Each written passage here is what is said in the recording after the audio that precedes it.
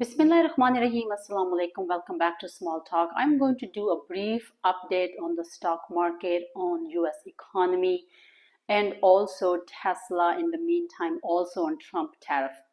One of the federal court has decided today that most of the Trump tariffs are illegal and they need to finish those. I know Trump is probably going to appeal that in the Supreme Court, and then of course he's going to wait for the Supreme Court orders and their decision to see if they will allow him to keep implementing these tariffs. I know I was always of the opinion, if you watch my videos regularly, that these tariffs are temporary, and at some point one of the courts will decide that these tariffs have to go because they're illegal.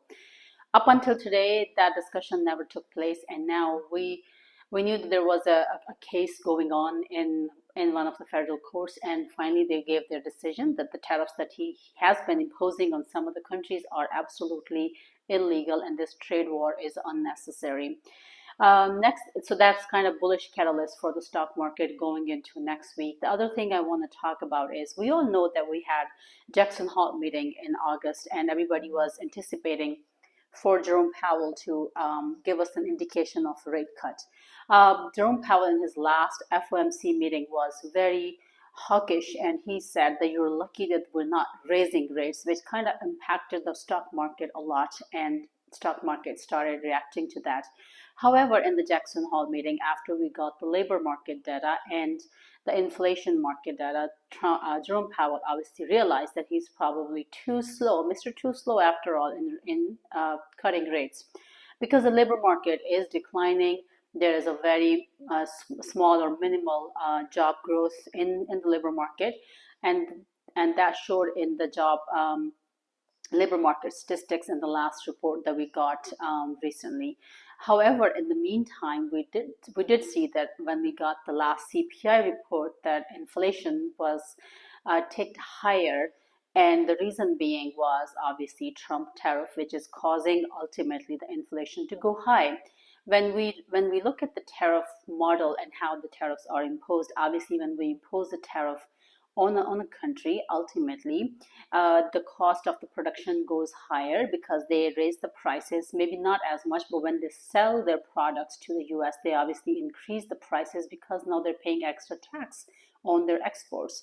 So when those higher prices are applied to their products, then when those products go to the retail stores, then all the consumers who go and buy those products, they ultimately have to pay higher price. So 75% of the time, a common man like you and myself end up paying the cost of the tariff, which in Donald Trump's opinion, he's collecting revenue to make his country great again. Tariff is not something that has been highly appreciated among people who understand the economy and who do understand the situation that we are in right now as a nation. So Federal Reserve was in a very difficult position, having inflation ticked higher, and then there's obviously almost chance of this inflation to keep going higher because in everybody's opinion, the tariff was going to have a one-time impact on the economy, and then things will move on. But with Trump prolonging the process for so long, since almost, I think in January or February, it's been almost 7 or 8 months that he's been prolonging it, and that's ultimately is showing its effects on the economy. So federal being in a very difficult position not to do what they should do, they realize that maybe. So in Jackson Hole meeting, we got a hint from Jerome Powell that he is going to possibly cut rates. Some of the economists of the opinion that he will have to do 25 basis points or even 50 basis points in September. I was watching somebody last week, I don't remember who it was, and he was mentioning that it is going to be more feasible for Federal Reserve to cut much higher rate maybe at once and then do 25 basis points, couple times by the end of this month. So we're looking at a very possible high rate cut in September. Our next FOMC meeting is on September 11th, I believe, if I remember the date correctly. And our next CPI report is on September 11th, if I remember it correctly. And depending on how the data shows, which most of the analysts are expecting it to be ticked higher. Like for example, month over month is going to be 0.2%. The year over year is going to be between 2.8 to 3.1%. That's what the consensus is, that's what the expectations are. They are raising it higher because they do understand the Trump tariffs are showing its effect on the economy now. Because the first 2 or 3 months, obviously, we didn't see the impact of tariffs, but now as it's being imposed, the inflation is rising and it is ultimately showing in our CPI report. After the CPI report, we have our FOMC meeting for September, which is going to take place between September 16th and 17th. And in that meeting, Federal Reserve is going to decide whether they're going to cut rates or not. And if they are going to cut rates, with 95% consensus is among the stock market that Federal Reserve is going to do a rate cut in September. Some are of the opinion that it will be 25 basis points rate cut, and the others are of the opinion that it could be up to 50 basis points rate cuts.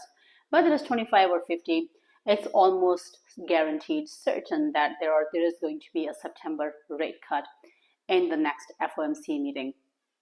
Once the rate cut takes place, then of course it is going to have, easy borrowing. I know I was listening to news this morning actually, and I realized that the Federal Reserve the banks have been tightening their lending process recently because there's lack of money. If you watch my videos regularly, you do understand that when there's a rate cut, the rate cut itself does not boost the economy. The reason why the stock market and the economy progresses is because when Federal Reserve does a rate cut, then they print new money, and when they print new money, that money is there's an inflow of cash in the market, in the banking industry, and then the banking industry end up issuing cheaper money for borrowing, and then people go ahead and borrow money because cheaper money is available to them at a lower interest rate. Then they borrow that money, bring it back to the economy, whether they invest into the stock market, they invest into the real estate, which ultimately flourishes the economy. On the surface, it looks like it's a wonderful idea, but if you dig deep into this system and if you understand the economic and financial situations, you will realize that this is the most corrupt system that has been created.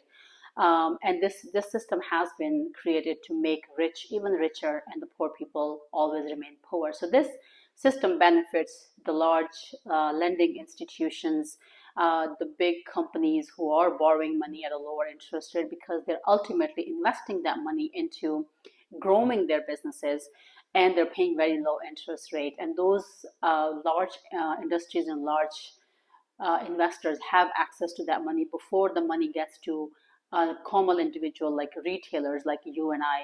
And by the time the money gets to us, it has already been inflated, and we don't get the rate that those people at the top get. So if you haven't watched my videos on banking, currency, and finance, I have a series of video posted, and I explain it in each video step by step how the economic system works and how the financial system works and how corrupted it is. But anyways, that's a discussion for a different scenario. Right now we're talking about what's taking place in the market and what is going to be expected going into next week. So now the the stock market is expecting a rate cut in September. Right after Jackson Hole meeting, the stock market just jumped the same day, and it has been going up until Thursday.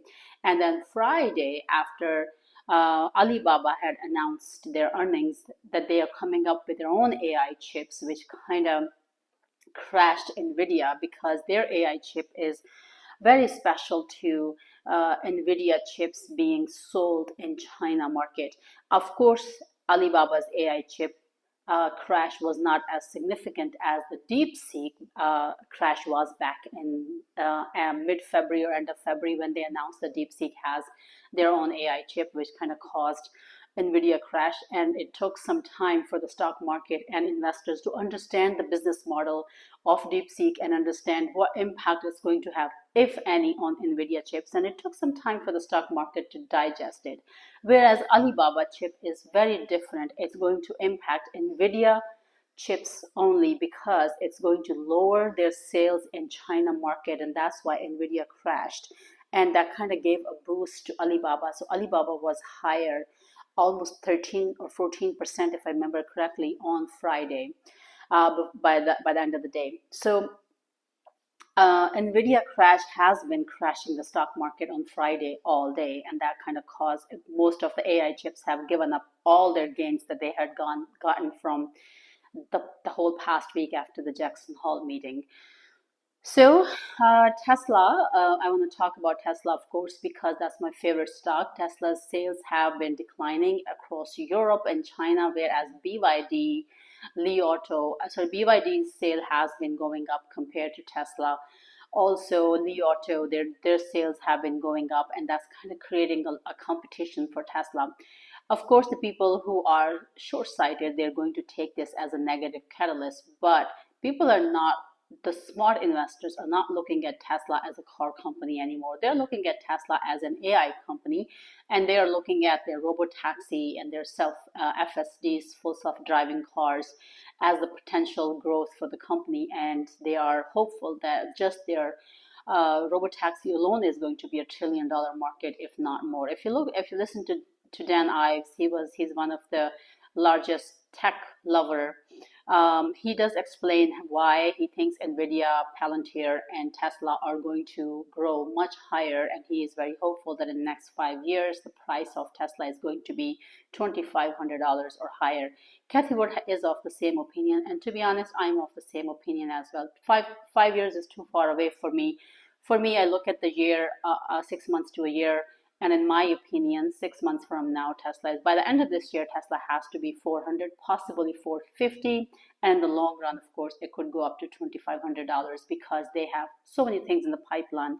And Elon Musk is very proactive right now. Ever since he separated himself from the White House, he has been focused on his business 100%, and he's trying to grow his company as much as he can.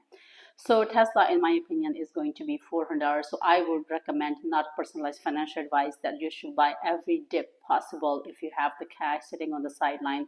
But of course, you have to look at your own finances and make your own decisions. But that's what I'm doing. I'm gradually and constantly increasing my position because my goal is to hold this stock until the end of the year, until it hits $400 at least. And maybe then I can take some profit and then I'll hold the rest and keep riding until it reaches 450, 500, or even $600 in next 12 months. So 5 year time horizon, as Kathy Wood calls it, is a little too far for me. I don't look that far ahead because you can call me short-sighted, but life is unpredictable, and I don't know if I'm going to be living 5 years from now. I don't even know if I'll be living tomorrow, but at least I want to be reasonable. Anyways, so that's that. Nvidia is obviously scared. I mean, not Nvidia, but Nvidia investors are scared because of the Alibaba's announcement of developing their own AI chip. If the news is true, then that is going to have somewhat significant effect on Nvidia. But does that mean Nvidia market is dead? Absolutely not. Nvidia is the leader in the AI market, and it's going to be leader for the longest time. Yes, China has the potential, and they have the tendencies to come up with the dupes of every possible thing that has been created, and at a much reasonable and cheaper prices. So for some company, it's going to be a viable option for them to go and buy their chips because they may not want to spend too much money. The quality might be compromised. What NVIDIA chips can do, maybe Alibaba or DeepSeek does not do a good job of, or as great function, and maybe it doesn't have that much significance, but it will still be reasonably priced, and people wouldn't mind spending fraction of the cost to get the work done from China, from the Chinese companies. So that's why NVIDIA has dropped. We also heard that Donald Trump was trying to fire Lisa Cook. She is one of the Federal Reserve employee, and she is reported to be the first Black woman who has worked in Federal Reserve. His claim was that he has the reasonable cause to fire her since she has gotten 2 mortgages in 2 different states, and she has listed both of those homes as her primary residence. Whether it was knowing or unknowing, nobody knows. Donald Trump wrote a letter to Lisa Cook, kind of giving her a hint that maybe she should resign, because ultimately that's how they fire the Federal Reserve employees, by telling them that maybe you should resign gracefully. Whereas Lisa Cook has said she will not be bullied by Donald Trump and step back from her position. And she said Donald Trump has no authority to fire her. Also, she has not done anything wrong or doesn't give her the reasonable cause to fire me, and she says she'll keep serving the American economy as long as she can. So she has decided not to step back, step down, and her lawyer has been very clear about this situation, and he said that Donald Trump has no reasonable cause to fire Lisa Cook. So even though he claimed that he has fired her, but she has refused that this is not something that she, that's true. So the Federal Reserve is supposed to be separate from all the political nuance that takes place. It's supposed to, so that they can make free monetary decisions. Now, whether it's true or not, that's a different topic that we can discuss later.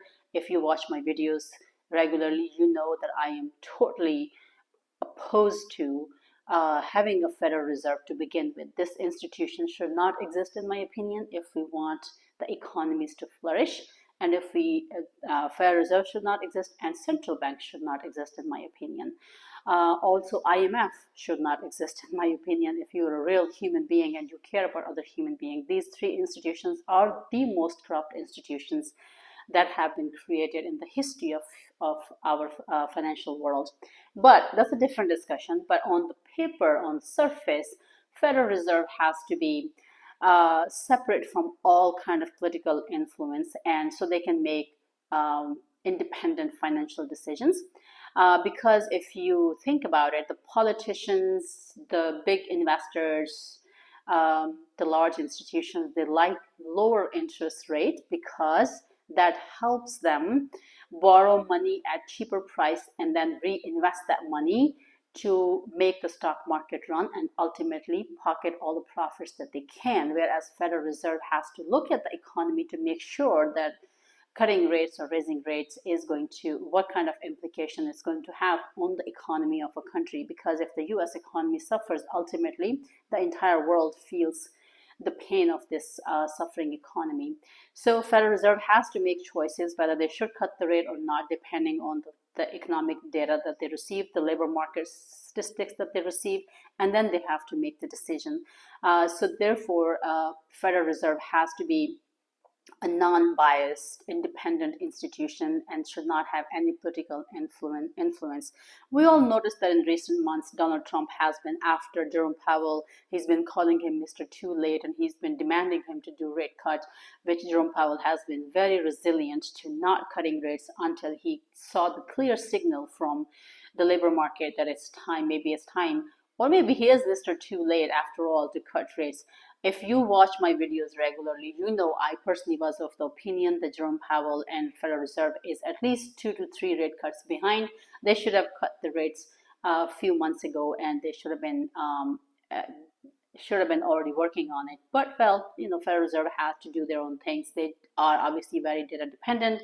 I guess they were just trying to save their credibility so they don't have to keep raising rate, then cutting rate, then raising rate, then cutting rate, because then people will not trust their decision power. So that's why they had to take a little bit longer to cut rates. But maybe inside they already knew that they should be cutting rate, but they were just looking for that final numbers which will give them the clear indication that this is time for us to cut rates. And that's exactly what Jerome Powell has done. So what to expect going into next week? We know we had a long weekend. Next week is a short week. We only have a 4 days stock market, in my opinion. Now, with this news coming up today that one of the federal court has decided that Donald Trump's tariffs are illegal, most of them, I think that's going to give stock market a boost. It's a bullish catalyst for the stock market, and I was waiting for this catalyst for a while so that stock market can run. The other thing that will make stock market have a bullish catalyst, that if Alibaba's AI chip is not compatible to NVIDIA chip, because when NVIDIA, Palantir, Tesla, Google, all these giant companies, when they drop, obviously it affects the entire market. So if Alibaba's AI chip shows that it's not competitive to NVIDIA's chip, which I'm pretty sure it's not, The only difference is that now China is going to use their own AI chips compared to NVIDIA chips, and that's why it had impact on NVIDIA. But if somehow somebody can do the analysis and say, okay, well, this is not going to have a huge impact on NVIDIA sales, and NVIDIA starts going up, that is going to be a bullish catalyst for the stock market. Few dates that I want you to keep on your calendar is September 11th, which is our next CPI release data. Of course, in my opinion, it's going to be hot, but we still have to monitor it very closely to see what impact it's going to have on the economy and on the rate cuts. And the other date I want you to remember in your calendar, marked on your calendar, is September 16th and 17th, which is the FOMC meeting, in which Jerome Powell will most likely announce a rate cut of 25 basis points or possibly of 50 basis points.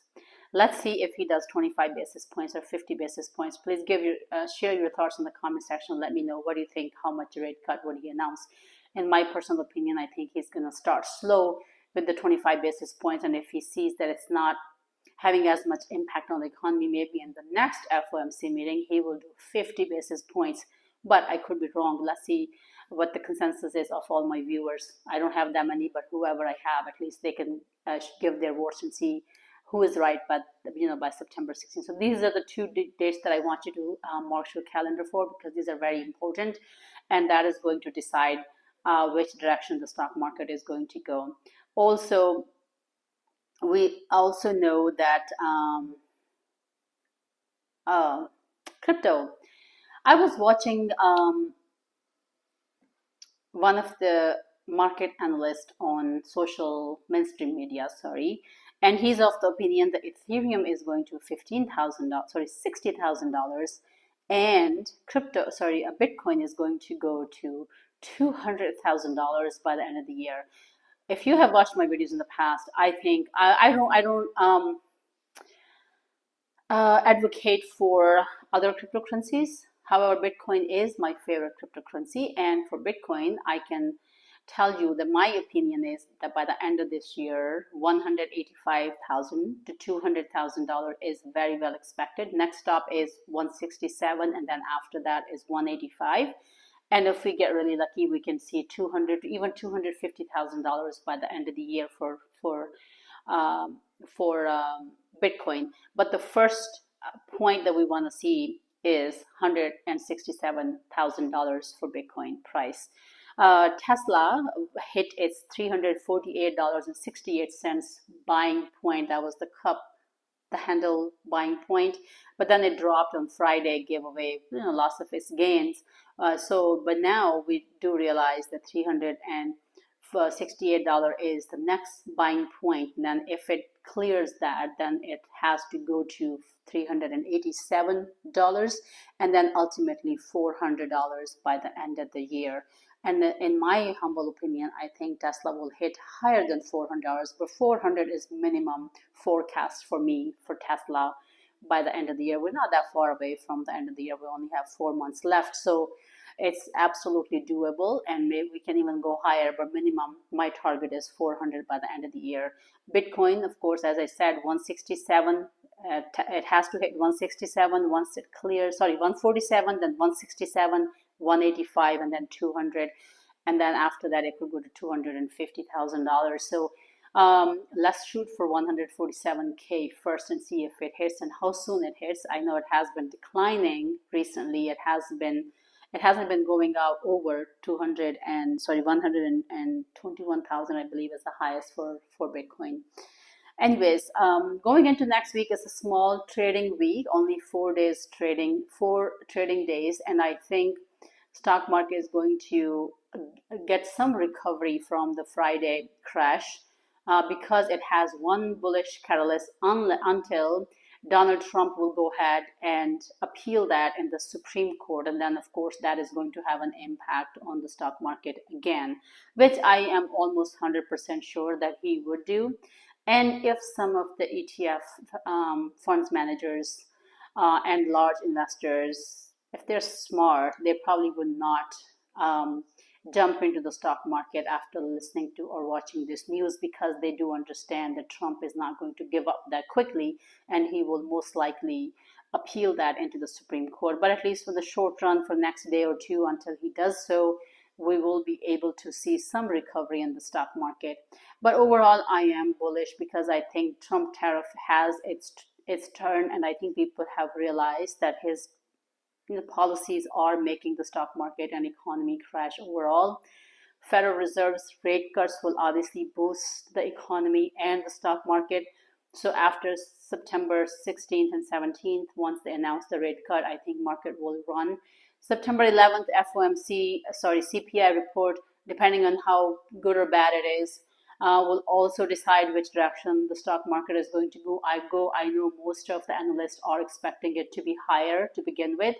But if it's lower, that will make it run, that will be just a bonus for us, I guess, as investors. So I'm still holding all my positions. I just wanted to do a brief update on what's taking place in the financial world, in the economic world, and also in the political world. So let's look forward to the next week, one step at a time. Be safe, be careful. Don't dump your money that you absolutely need. Don't take my advice. I'm just a YouTuber. Do your own homework and look at your own financial situations and then make your decisions. Please be safe. Go out and make some money. Until next one, take care.